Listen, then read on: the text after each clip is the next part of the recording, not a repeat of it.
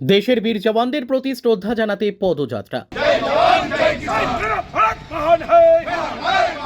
পহেলগাঁও জঙ্গি হামলার জবাবে ভারতের প্রত্যাঘাতে ক্ষতবিক্ষত পাকিস্তান। দেশের হয়ে লড়াইয়ে পাক সেনার পাল্টা হামলায় শহীদ হয়েছেন ভারতীয় সেনাবাহিনীর বেশ কয়েকজন বীর জওয়ান।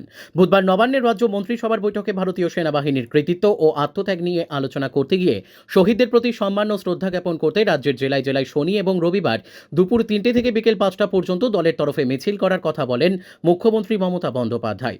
সেই কর্মসূচি অনুযায়ী শনিবার বিকেলে ভারতীয় সেনার অসীম সাহস ও বীরত্বের প্রতি কুর্নিশ জানাতে ও শ্রদ্ধা জ্ঞাপন করতে জাতীয় পতাকা হাতে একটি পদযাত্রার আয়োজন করা হয় দুর্গাপুর 2 নম্বর ব্লক তৃণমূল কংগ্রেসের পক্ষ থেকে। দুর্গাপুর সিধু কানু ইনডোর স্টেডিয়াম থেকে এই পদযাত্রাটি শুরু হয় এবং আসানসোল দুর্গাপুর উন্নয়ন পর্ষদের কার্যালয়ে এসে শেষ হয়। মিছিলে পা মেলান পঞ্চায়েত, গ্রামোন্নয়ন ও সমবায় মন্ত্রী প্রদীপ মজুমদার, বর্ধমান দুর্গাপুর লোকসভা কেন্দ্রের সাংসদ কীর্তি আজাদ, দুর্গাপুর 2 নম্বর ব্লক সভাপতি উজ্জ্বল মুখোপাধ্যায় সহ দুর্গাপুর 2 নম্বর ব্লক তৃণমূল কংগ্রেসের সকল কর্মী ও সমর্থকরা। এছাড়াও এই মিছিলে পা মেলান পাকিস্তান থেকে ভারতে ফেরা বিএসএফ জওয়ান পূর্ণম কুমার সাউয়ের শ্বশুর এবং শাশুড়ি।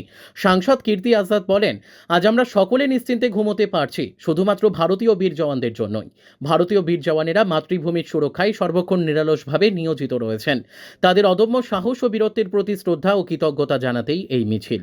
আমরা সকল ভারতীয়রা সবসময় বীর জওয়ানদের সাথে আছি।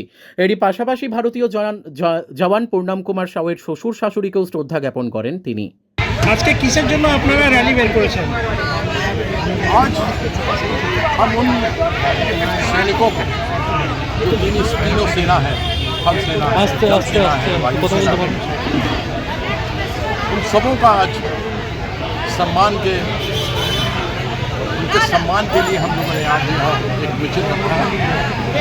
सिर्फ ये बताने के लिए कि पूरा देश आपके साथ है, इसके ऊपर कोई राजनीति नहीं। हम उनके सेना के लोगों के अदम्य साहस को लेकर उनके कृतज्ञ हैं। आज रात्रि में अगर चैन की नींद सोते हैं तो उनकी ही देन है। हमारे पूर्णो शाह जी, उनके सास और ससुर हमारे साथ में हैं, जो आपको याद होगा कि निडर हमारे दुर्गापुर पश्चिम बंगाल पाकिस्तान के सीमा के अंदर घुस गया था और वह हमारी नेत्री सदैव ममता बंदोपाध्याय इनको लाने की बात करती नहीं, हमारे बीच में वापस आए।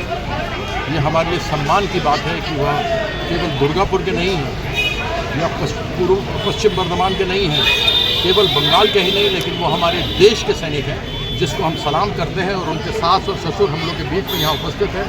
आप सबों को सलाम है, इसीलिए आज हम लोग उपस्थित हुए हैं और इसी प्रकार से अपने सैनिकों के पीछे हम खड़े हैं और सदैव उनको याद करते रहेंगे, उनको अपना कृतज्ञता बताते रहेंगे। দুর্গাপুর থেকে বিধানচন্দ্র গাঙ্গুলির report, crime press, Bengal news.